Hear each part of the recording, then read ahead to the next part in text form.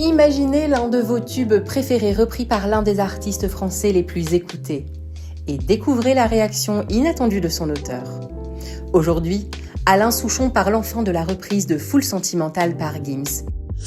Bon, on commence par le contexte. Tout s'est passé en octobre dernier. Gims dévoile Sentimental, un morceau dont l'extrait est tiré du classique de 1993, Full Sentimental, écouté plus de 3,5 millions de fois sur YouTube. Alain Souchon se dit flatté par la reprise. Il aime ma chanson, donc ça me fait plaisir, confie-t-il au micro de BFM TV. Mais la reprise n'était pas gagnée d'avance. Le fils d'Alain Souchon explique que le clan avait hésité à donner son aval, craignant que le message du morceau, qui est avant tout une critique de la société de consommation et l'obsession pour l'apparence, soit dénaturé. Alain Souchon et ses fils ont précisé que Full Sentimental ne serait par exemple jamais utilisé pour un spot publicitaire, bien sûr, pour préserver le propos original. Gims a dû insister pour obtenir l'autorisation de la famille. Et il a même contacté Françoise, l'épouse d'Alain Souchon. Il est gonflé ce Gims parce que c'est quand même ma femme, avait plaisanté le chanteur. Et finalement, c'est en révélant que Full Sentimental était la chanson française préférée de sa fille que Gims a convaincu le clan.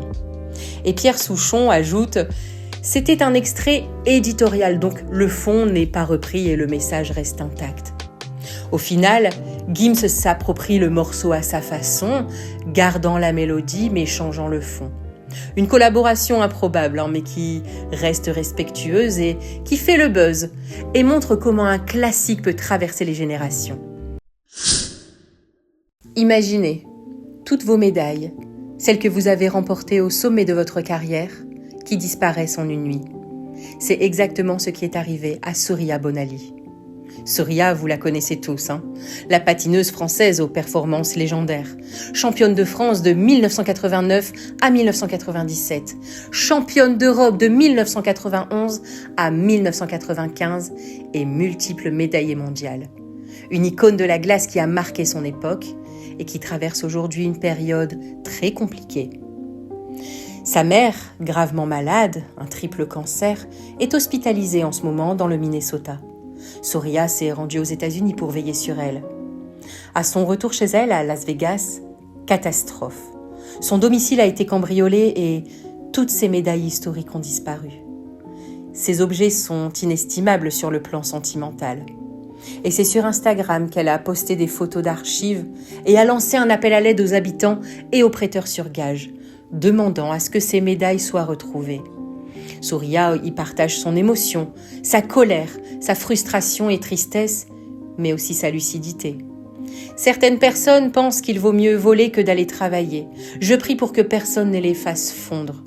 Le message est clair, Ces médailles représentent des décennies de travail acharné et de sacrifice, et il est insensé de devoir se battre pour les récupérer. Malgré la douleur et les épreuves, Soria Bonali garde la tête haute.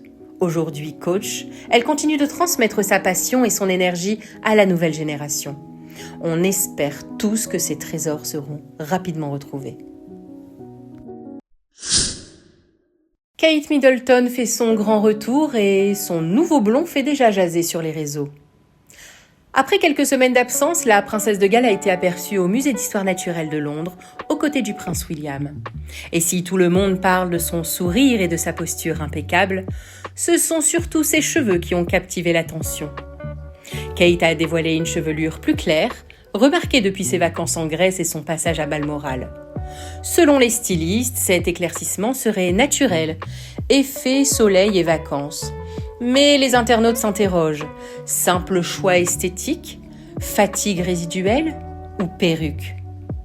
La vérité est que Kate maîtrise parfaitement son image et choisit ses changements capillaires comme bon lui semble. Derrière les flashs et les photos, c'est la maîtrise de son apparence et sa confiance qui impressionnent. Après une année éprouvante marquée par la maladie et la rémission, la princesse affiche solidité et sérénité. La présence de William souligne un soutien familial solide, un pilier dans ces périodes de challenge. Qu'il s'agisse d'un petit plaisir perso ou d'un choix réfléchi, ce nouveau blond est surtout le symbole d'une Kate qui reprend le contrôle de son image et de sa vie. Le cinéma français est en ébullition. Après les suites annoncées de Fantomas et La soupe aux choux, voilà qu'un autre film culte va revenir sur nos écrans, La famille Bélier. Le producteur Éric Gelman a révélé que le film sorti en 2014, qui avait captivé 7,45 millions de spectateurs, aura droit à une suite. Pendant 10 ans, aucune suite n'était envisagée. Mais Victoria Bedos, la scénariste, a proposé une idée qui a convaincu le producteur et Studio Canal. La suite devra relever un sacré défi parce que le film original avait lancé Louane Emera au cinéma, lui permettant de remporter le César du meilleur espoir féminin. Sans oublier le succès international, le remake américain Coda a raflé 3 Oscars, dont meilleur film et meilleur scénario adapté. Pour l'instant, le casting historique n'a pas été confirmé, mais dans le film original, Louane jouait Paula, une jeune fille responsable de sa famille sourde et muette, François Damiens et Karine Viard, qui incarnaient les parents, et Eric Elmosnino, professeur de musique qui découvrait le talent de Paula et l'aidait à passer un concours de chant. La suite promet donc de revisiter l'univers touchant et inspirant de ce film, tout en posant la question « Qui sera de retour et quels nouveaux challenges attendront Paula ?» La famille Bélier revient donc après 10 ans, avec la lourde tâche de séduire à nouveau le public français et international. Reste à savoir si la magie sera toujours là. Et voilà, c'est les Chat Podcast, c'est fini pour aujourd'hui. Souviens-toi, c'est le seul podcast français qui t'offre un épisode de News People par jour. Et pour ne rien manquer, abonne-toi sur Spotify ou Apple Podcast ou ton application de podcast favorite. On se retrouve demain pour un nouvel épisode.